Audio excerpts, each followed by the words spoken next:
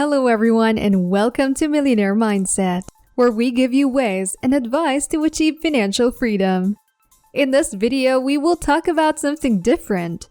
We will talk about meditation, what science tells us about it, how to actually do it, and what are the benefits.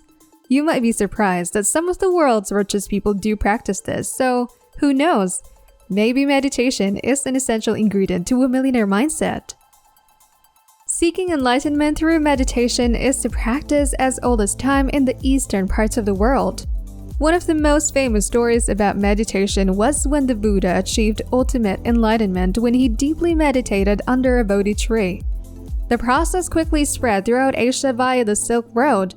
Then it went on from there, continuing the spread of its good effects in Europe and the rest of the Western world. The main selling point of meditation is very simple.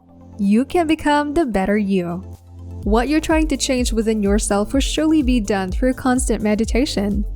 Not to mention, it is said that it can improve one's focus, give greater emotional control, improve immunity, reduce suffering and depression, as well as weight loss and better sleep. So what does science actually say about meditation? Well, it is hard to answer the question right now. To be honest, there's really no in-depth study about meditation among the scientific community. Most journals published are either very basic, in the preliminary stages only, or have low quality. It is kind of shocking, but if you think about it, it is very hard to study something like this. For instance, for us to confirm the positive effects of meditation, we need a very intricate and controlled study. We need to follow people for basically their whole lives. People that meditate and people that don't. And we need to do this with a very large sample size to eliminate the outliers. We also need to consider the background of each participant. Monks living in the Himalayas and meditating for almost their whole lives will not be the same as a 40-year-old single mom living in the suburbs. Monks are encouraged by their community to meditate every day, as it is part of their strong religious beliefs. While for the Westerners, it is more forced and fabricated. Despite all this, one thing's for certain: meditation survived the test of time. It is passed down from generation to generation, so there must be something good that's working here. There's some effectivity happening. So let's take a look at its primary benefits that most meditators might agree on. Most specifically, let's talk about mindfulness meditation. Mindfulness is the process of focusing on the now, on the present moment. You are fully aware of what's happening around you. Human brains have what it's called the DMN, or Default Mode Network. It comes up when you're not concentrating. In it is where we retrieve memories, think ahead in the future, and understand the thought process of other humans. I'm pretty sure we can all relate, but this is that person in your head that doesn't stop thinking about stuff. This is where we daydream. It's like it's in constant reflection. It constructs narratives of the past, other people, and potential solutions to future problems. Now, the DMN quietly shuts down when you are active in the present, when you are concentrating on something, because you're attentive to something. Your full focus is on the thing that you're currently doing. There's just no space and time to think about other stuff. So naturally, the DMN can be greatly controlled by practicing mindfulness, and this is backed by previous scientific studies. Basically, if you're in control of your DMN, then you can always be at the present. With this, other benefits might arise like lowered stress, greater compassion, and more focus. But you can argue that there are times that letting your mind wander is beneficial, especially for creative people. There are studies that claim that a wandering mind is essential to being creative. Some even claim that this sets us apart as being the most powerful species.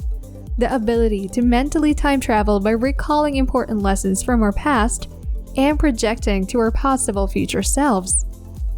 So we can all agree that both are important to us. Now we have two states of mind.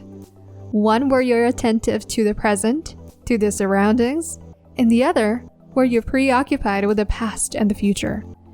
Think of it like this. Mindfulness can be practiced anytime since it's just what it is. being present at the moment. You don't need a special ritual to achieve it. It's just there, always available.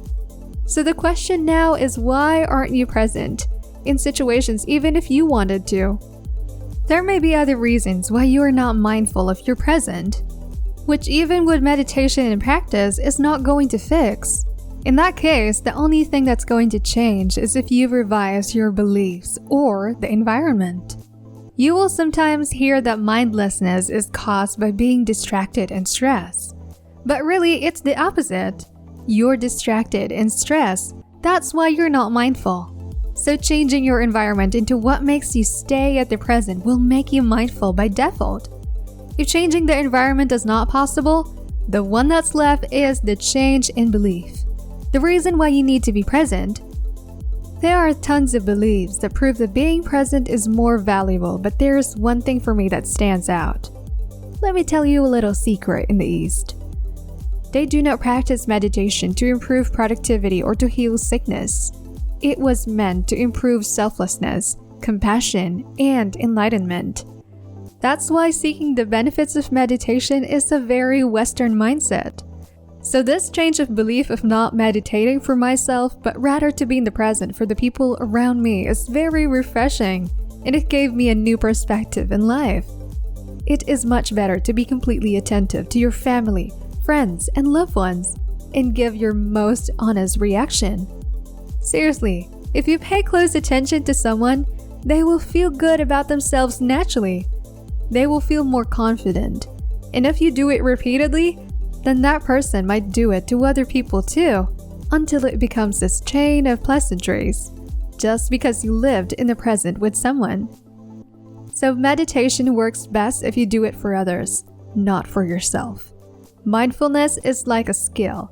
It can be practiced and suddenly mastered. It gets easier and easier the more often you do it. That's why a change in belief or environment if you're distracted and stressed is needed. But this isn't to say that being in the past or the future is bad. Letting your mind wander every once in a while can be a good thing too, especially for the creative side of the brain. So a good balance of the two is what's really important. Knowing how to live in the now and knowing when to turn it off is the key to a good life. I hope you learned about meditation. If we truly grasp the reason why we meditate, then that's a time that it will have a significant effect on us and the people around us. The way we view meditation is a very Western belief. And now's the time to get back to what meditation is all about. That's all for now.